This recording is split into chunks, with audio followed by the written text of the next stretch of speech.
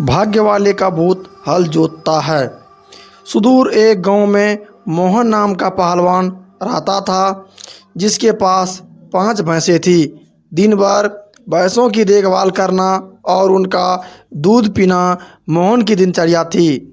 भैंसों का दूध पीते रहने के कारण वह काफ़ी बलवान हो गया था।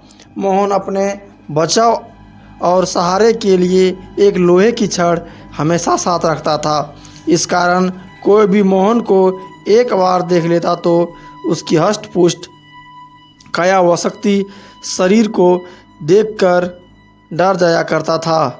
मोहन का पूरी दुनिया में कोई नहीं था, तो उम्र बढ़ने के साथ उसे अपनी शादी की चिंता सताने लगी थी।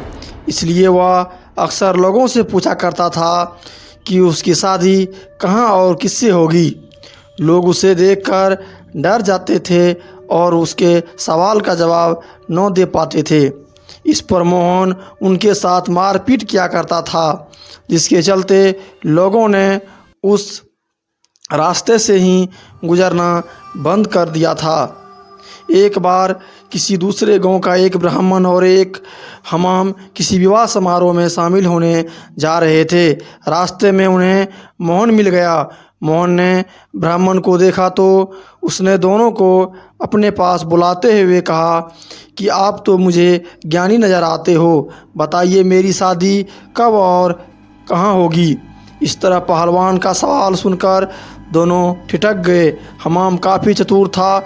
उसने सोचा कि अगर हम इससे बहस करेंगे तो इसके बल के आगे हमारा कोई मुकाबला नहीं है। हमाम को एक तरकीब सूझी और उससे दूर एक पेड़ की ओर उंगली से इशारा करते हुए कहा कि आपकी शादी वहीं होगी। हमाम की बात सुनकर मोहन फूला नहीं समाया और प्रसन्न होकर उसने अपनी 5 भैंसों दोनों को दान में दे दी और ताड़ के पेड़ की दिशा में चल पड़ा। उस ताड़ के पेड़ के पास एक महिला अपने पति व बच्चे के साथ रहती थी। उसका पति बड़ा ही धूर्त व आलसी किस्म का शख्स था और उसे बात बात पर झूठ बोलने की आदत थी। इस वजह से वह महिला अपने पति से बेहद परेशान रहती थी। काफ़ी दूर तक पैदल चलने के बाद जब मोहन ताड़ के पेड़ के पास पहुंचा तो वह औरत घर के बाहर निकली। घर के आंगन में प्रवेश करते हुए मोहन लड़खड़ा कर गिर पड़ा और उसका एक हाथ औरत के गाल पर तमाचे की तरह लग गया।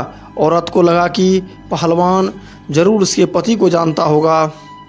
अपने एक हाथ से गाल को मलते हुए औरत ने पहलवान को अतिथि कक्ष में बैठने के लिए कहा और उसे जलपान कराने लगी। इतने में औरत की पति वहां पहुंच गया।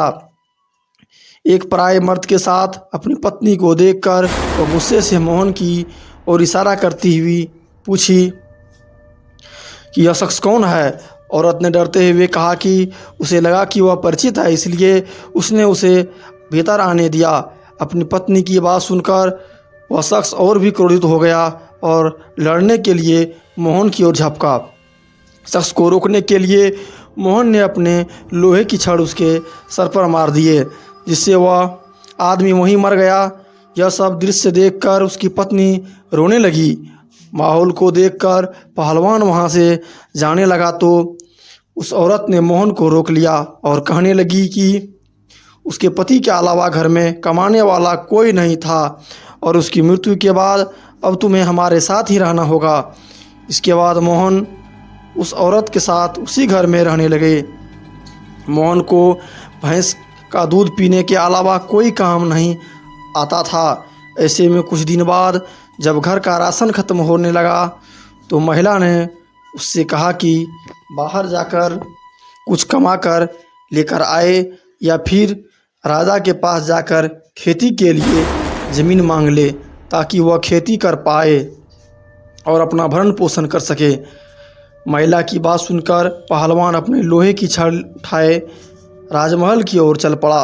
राजमहल के पास पहुंचने पर सभी द्वारपाल और सैनिक मोहन की काया देखकर डर से कांपने लगे और तुरंत राजा तक सूचना पहुंचाई कि कोई पहलवान हाथ में लोहे की छड़ लिए महल की ओर बढ़ता चला आ रहा है।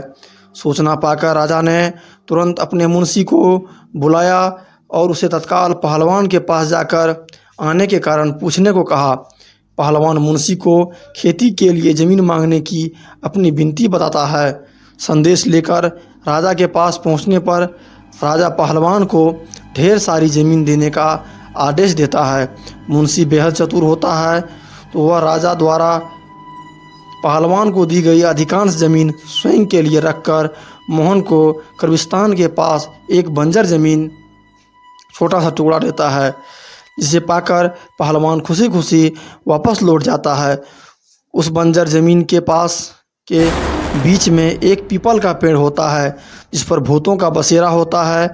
ज़मीन को फसल उगाने योग्य बनाने के लिए जब पहलवान जुताई शुरू करता है तो पेड़ के कारण उसे खेत जोतने में परेशानी आने लगती है। मोहन उस पेड़ को उखाड़ने की ठान लेता है और अपनी लोहे की छड़ से उस पर प्रहार करता है, जिससे करीब 150 भूत पेड़ के नीचे गिर जाते हैं और गुस्से से पहलवान की ओर लड़ने के लिए दौड़ते हैं।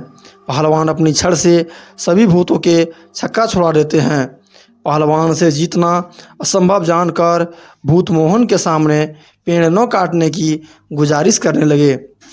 भूतों ने कहा, यह हमारा घर है, हम कई सालों से यहाँ रह रहे हैं, हमारे घर को मत उजाड़ो।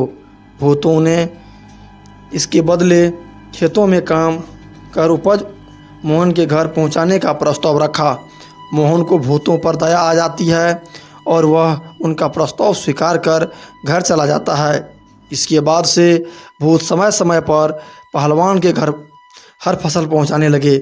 एक बार उन भूतों का गुरु उनसे मिलने आता है। सभी भूतों को दुबला पतला व कमज़ोर देखकर उनकी दुर्दशा का कारण पूछता है। भूतों से पूरा वृत्तांत सुनकर गुरु पहलवान को सबक सिखाने की ठानता है और उसके घर की ओर चल पड़ता है। भूतों का गुरु एक बिल्ली का रूप धारण कर पहलवान पर हमला करने की योजना बनाता है। उन दिनों पहलवान के घर में रोज़ एक बिल्ली रसोई में घुसकर सारा दूध पी जाती थी, जिससे वह काफ़ी परेशान था। उस दिन पहलवान भी उस बिल्ली को सबक सिखाने के लिए दरवाजे के पीछे छिपकर बिल्ली का इंतज़ार कर रहा होता है। जैसे ही बिल्ली के रूप में भूतों का गुरु कमरे में प्रवेश करता है, पहलवान उस पर प्रहार कर देता है। पहलवान के प्रहार से भूतों के गुरु की कई हड्डियां टूट जाती है और वह अपने असली रूप में आकर अपनी जान बख्शने का निवेदन करने लगता है। मोहन ने भूतों के गुरु को छोड़ने पर खुद के लिए सज़ा चुनने के लिए कहा। ऐसे में भूतों के गुरु ने कहा कि उसे बख्शने पर वह राशन की मात्रा दोगुनी कर देगा। भूतों के गुरु की इस बात पर कुछ देर विचार करने के बाद पहलवान उसे छोड़ देता है। पहलवान के घर से निकलकर भूतों का गुरु सीधे अपने शिष्यों के पास जाता है। शिष्यों के पूछने पर वह उन्हें पूरा वृत्तांत बताता है और कहता है कि अब से पहलवान के घर में घर भेजने वाली राशन की मात्रा दुगनी करनी होगी। दोस्तों, ये कहानी से सीख मिलने की शिक्षा यह है कि अगर आपका भाग्य बलवान हो तो विपत्तियां भी अवसर में बदल सकती है। थैंक यू दोस्तों, हमारी स्टोरी अच्छी लगी तो लाइक एंड सब्सक्राइब ज़रूर करें।